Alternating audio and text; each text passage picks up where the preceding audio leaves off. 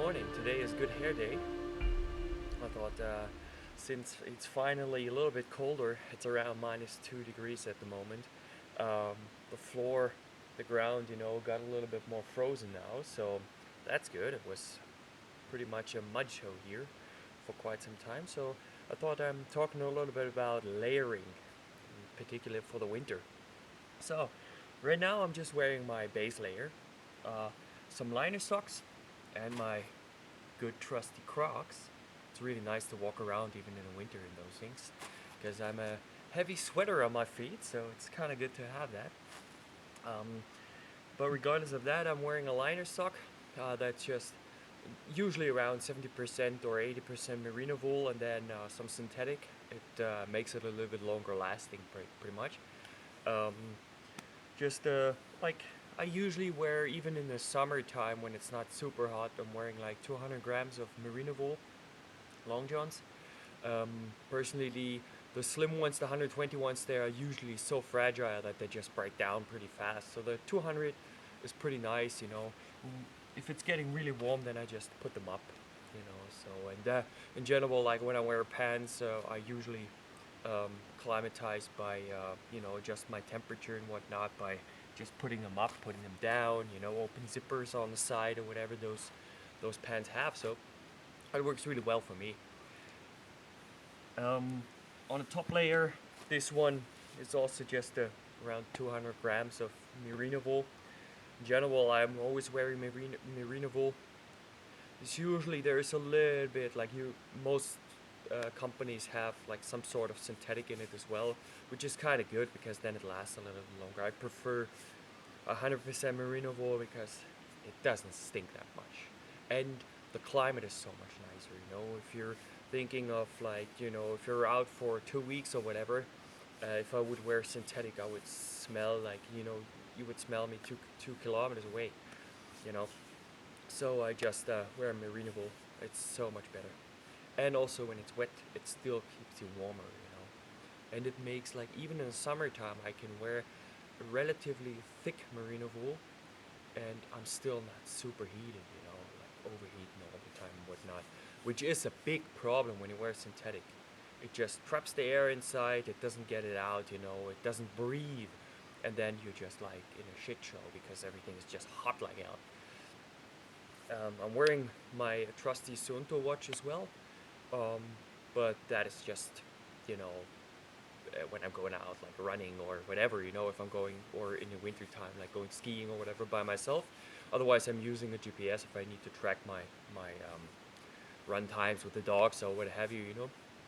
Um, a little side note on that part: don't put it too tight. It needs to be quite loose because otherwise you start to stop the circulation in your hands, and that is pretty bad in the winter time. When it's really cold, I'm not using my watch at all. It's not necessary. So, get into the second layer. So, second layer. First, I put on some extra socks. Like those are thick ass wool socks. Um, 400 grams of merino wool here as long johns, and then on the top another 200 grams merino wool layer plus my trusty hat. Um, Brand wise, there are so many brands out there. I prefer Scandinavian brands. I'm mixing them up quite a bit depending a little bit on what they have. Um, Aklima I really like. That's the hat, and also this one here. Um, the same with this one here, my scarf, or I forgot the bloody word for it right now, but it doesn't matter. It's just an extra layer of merino wool. I always have that one on because it's kind of nice to have something here around the neck. It really protects you quite well. Um, and then here, this is actually Wool Power. There's an outlet not too far from here with stuff that is like extremely cheap. So they just basically throw it at you, which is super awesome because all that stuff, merino wool in general, like all that stuff is bloody expensive. So if you can find ways to get some stuff cheaper, it's always really good. I would never go for, like I said before, like I would never go for synthetic shit. It's just not worth it, you know.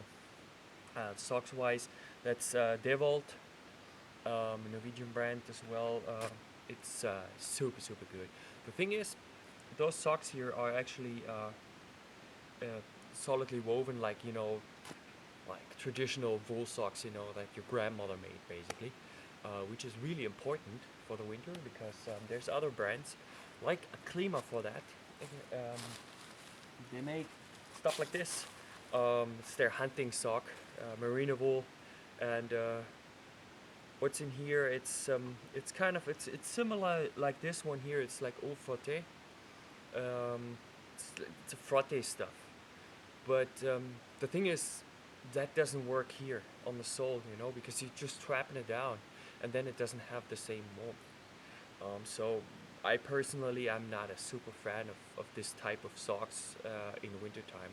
It's much better to get like a solid woven, really good wool sock. Works much better. So have that a little bit in mind when you're thinking about like buying stuff, especially for really cold winter temperatures. All right, off to the next layer. All right, next layer. Um, Now we're getting a little bit into the more nitty gritty stuff that is pretty important to talk about. Um, Starting with one thing, I don't wear thicker hats than this one here. For me, it makes no sense because you can't really regulate your temperature very well. So what I do is I wear hoodies. In this case, it's my first layer that I just put over, and then I have another hoodie. The second layer was another hoodie. I can put that one over as well. That's the first thing, and then later on we come to jackets and whatnot, you know. So that's where that goes. Um, Wool sweater, thick as hell.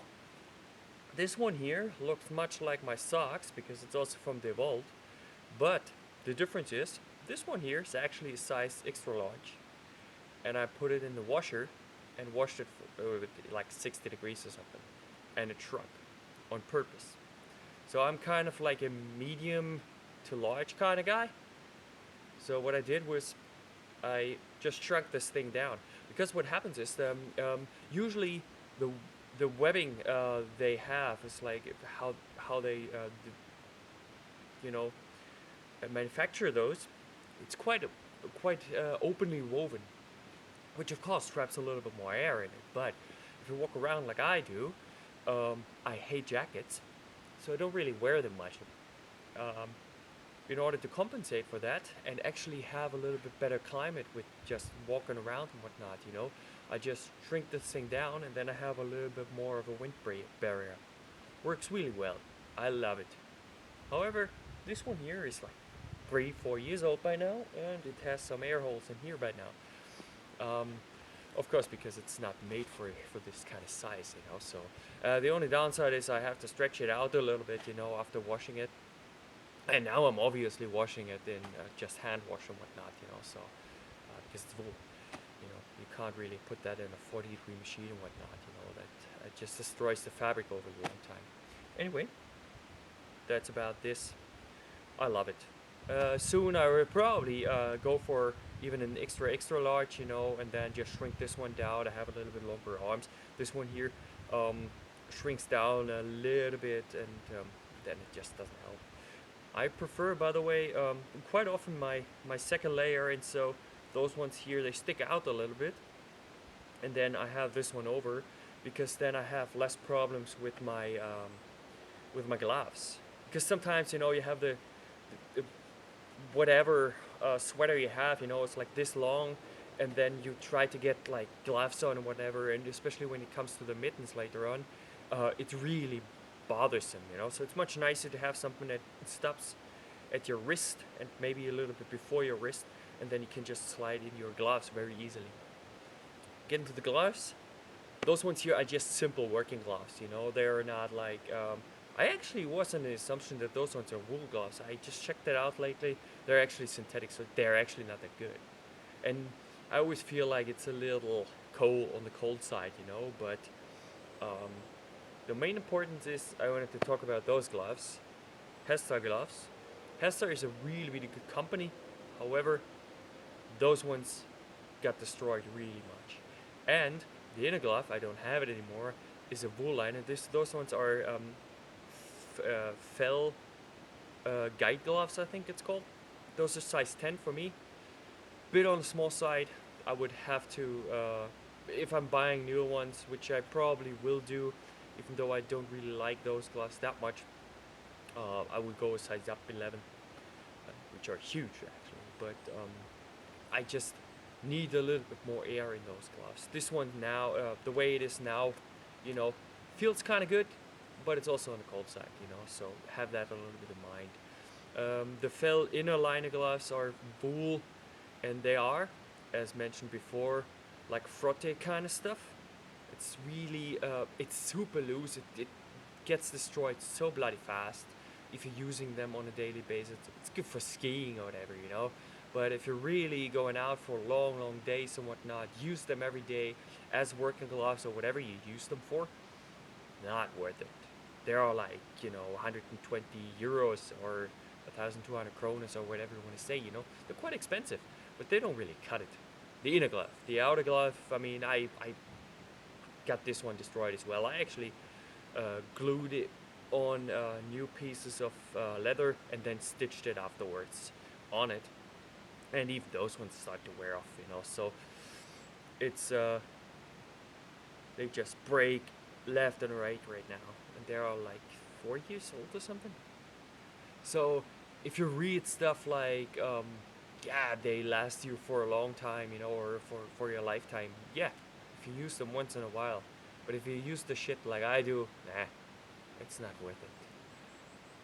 Get into the next layer. Pants. Um, First things first. This one here is it's kind of a mixed material. Those pants are from Plus Minus Null. It's a Swedish brand that actually have their main office close by. All right, back again. I just had some people coming here, which not really often happens. So again, back to the pants. Bib pants. There's, you know, just like 2 weeks ago or something like that, I saw a post from a friend of mine who runs a polar guiding company basically, and there was written like that bib pants suck basically. I beg to differ.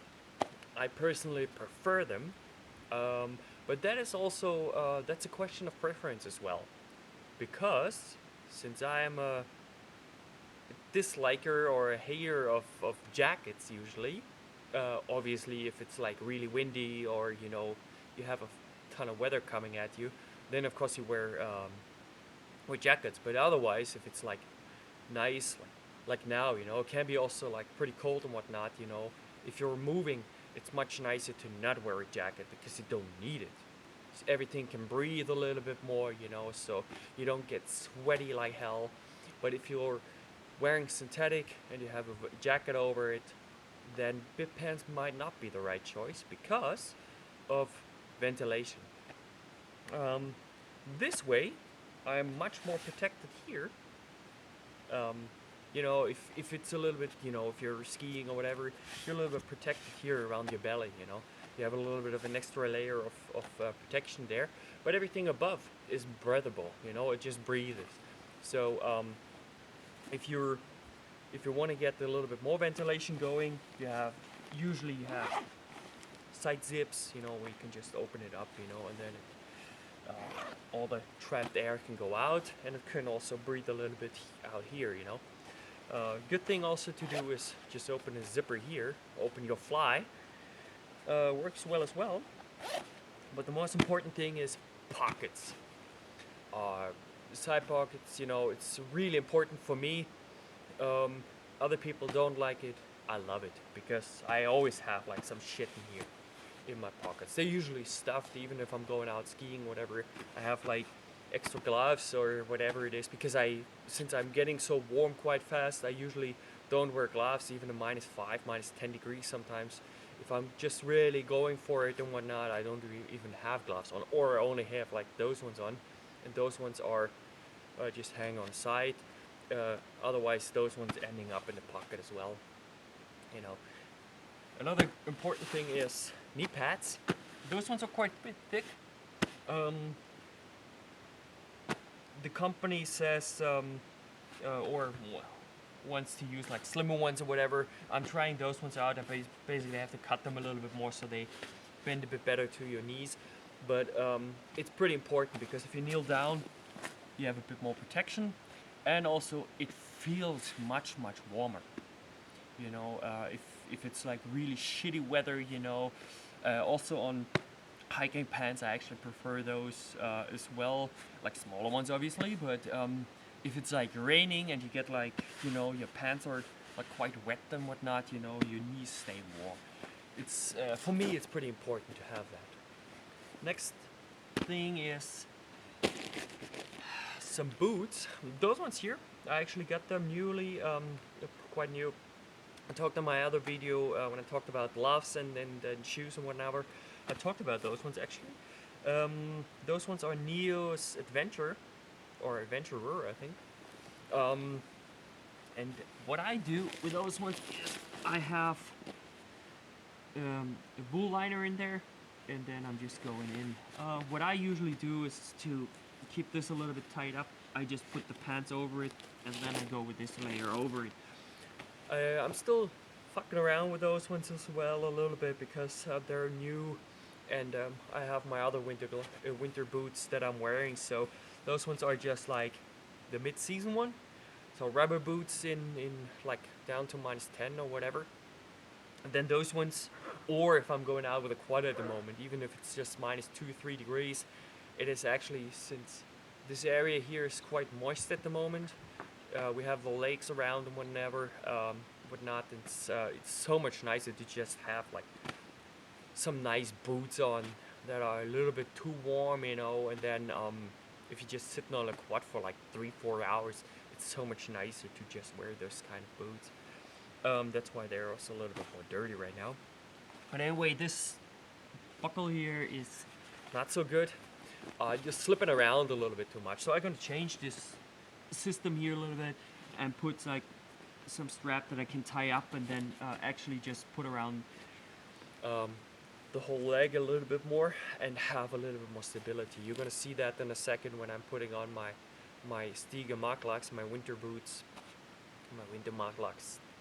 That system works so much better, you know. But yeah, for the I mean, I'm pretty sure I can wear those in -30 as well, you know. So depends a little bit on temperature. The only downside is they trap. They don't breathe, you know. They trap the air inside, all the moist and everything inside. So you get a layer of wetness around here actually, because the wool breathes pretty well. So, and then you can actually see like moisture here building up. So just something to think about. If you're going out for a longer time, vapor barrier, that's the way to go. All right, next layer. Weather protection. This one here is actually cotton, 100% cotton, tight woven, impregnated, and that one is really well. It works really well. It's quite important to have a really good hood that has a little bit of a tunnel function in there, so all the wind and everything is not like straight going into your face. Fur ruff is gonna be added soon. I'm still waiting for my fur ruff that got lost on the shuffle and all on Svalbard.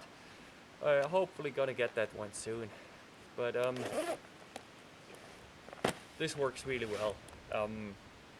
Like I said, I'm not really a big fan of jackets, but if you need one, it's good to have something solid.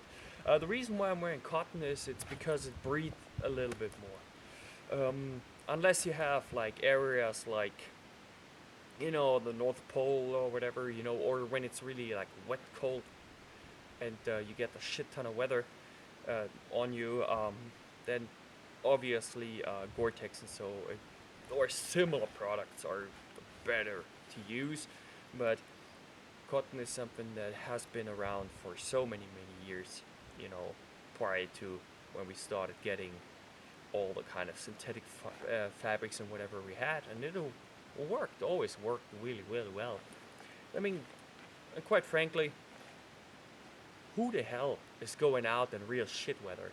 If shit weather comes around, you're gonna be in your tent, in your cabin, or wherever you are. You know, you're not being out exposed all the time. You're gonna hunker down and wait it out. That's how usually things work. Even on expeditions or whatever, you know, I mean, no one is risking anything unless you're going on a race or some stupid shit like that. But that's a modern society thing, doing racing and all that kind of stuff. You know, it has nothing to do with exploring or whatever or adventure per se. It's just pushing your limits. But if you're out for many many days or whatever, you're not risking anything. You keep it on a safe side. You go in your tent or wherever you are or whatever, you know. So that's it. All right. As you see, I changed to my winter shoes, or to my solid Stiga Maglocks. I love those.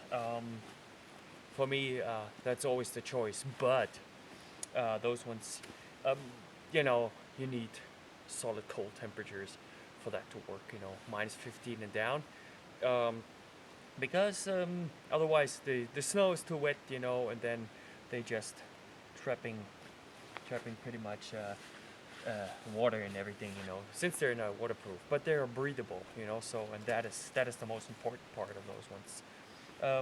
You can see the lacing here. That gives a lot of stability.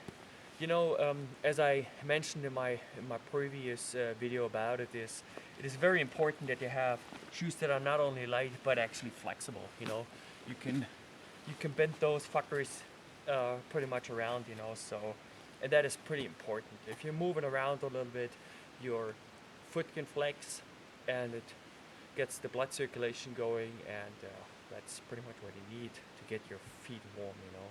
Otherwise, it's pretty much the same system as my overshoes that I showed you prior. Same system, just a little bit more breathable, you know, and a bit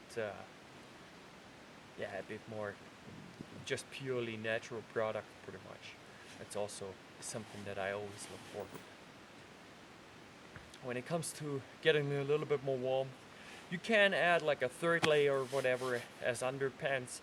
I personally don't like to do that because I'm staying quite warm on my legs. It's much more important to keep the core warmer.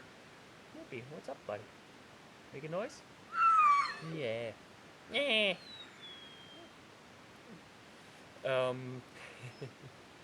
So, down jackets, puffies or puff jackets or whatever you want to say. I personally... Maybe he has a little bit of fun there right now. And the sun is coming out, which is also awesome. Anyway, down has the downside. As you can see, I have a fuck ton of patches already on my jacket because the dogs are just fucking those up, you know.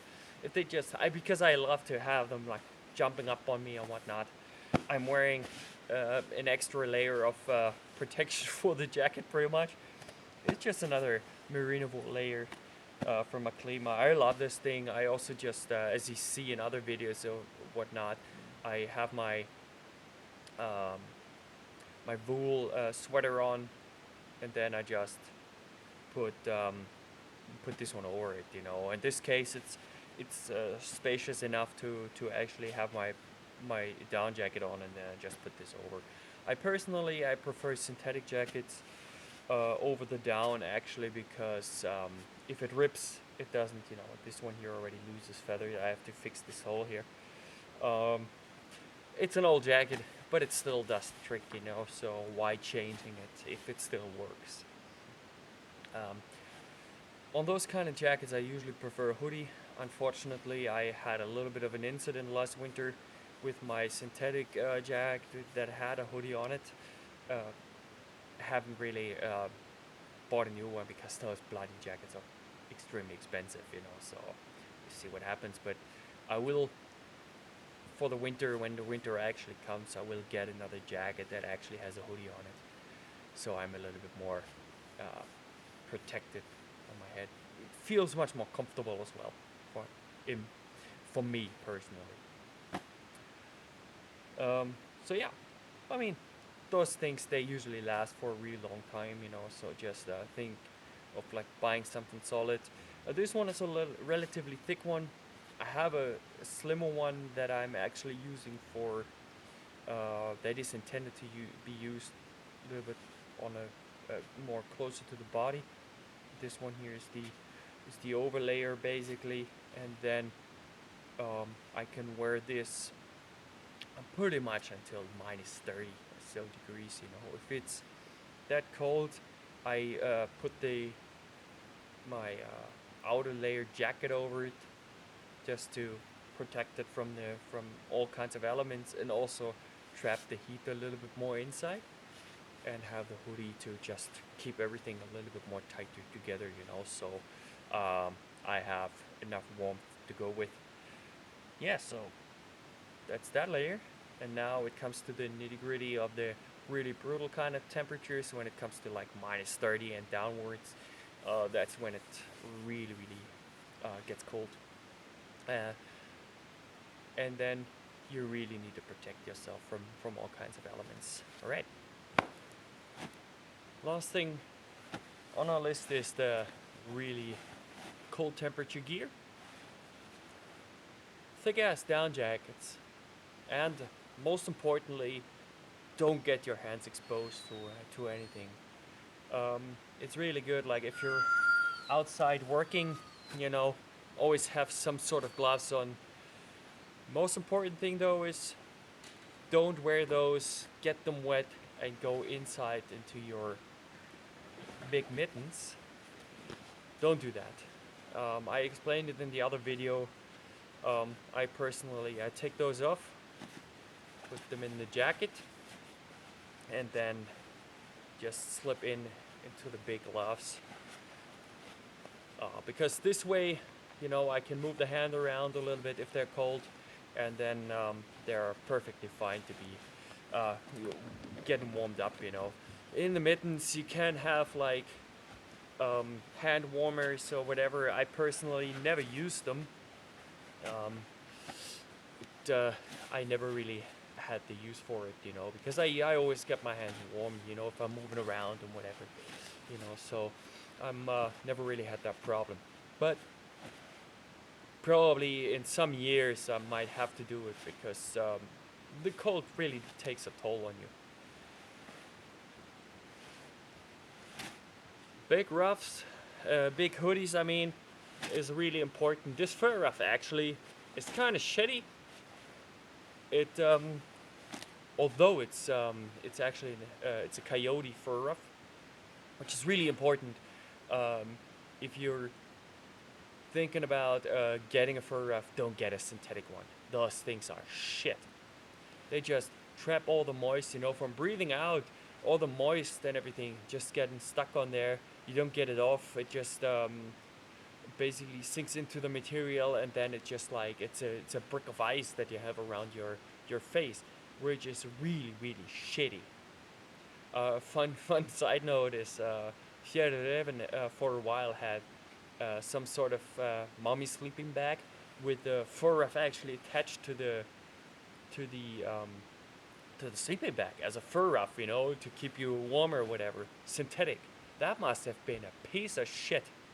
Sorry for the word, but it's like it's so stupid because you're obviously breathing out all the time. If it's like minus 30 outside, all that shit is just getting trapped on the fur ruff.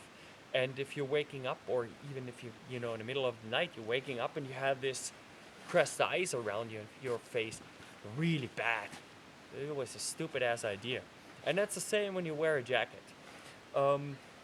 Fur, natural fur is a much better choice if you're out over long periods of times, you know, and then you have you need to protect your face from the elements, and also stay a little bit warmer because that actually traps a little bit more heat as well. So this one here is semi good because it's too small. But if you look at like, in Alaska or whatever, they actually know what they're doing there in terms of like using fur ruffs. They have like thick ass ones, and soon I'm gonna get mine as well, which actually comes from Alaska. Um, so gotta be a little bit more protected in my face again as well, which is really good. Um, yeah, that's pretty much it. Like I said, those jackets, this one is Canada Goose, bloody expensive. I got it used, so the price was actually fairly okay. Heavy as hell, but it's a working jacket. It's actually not my first choice.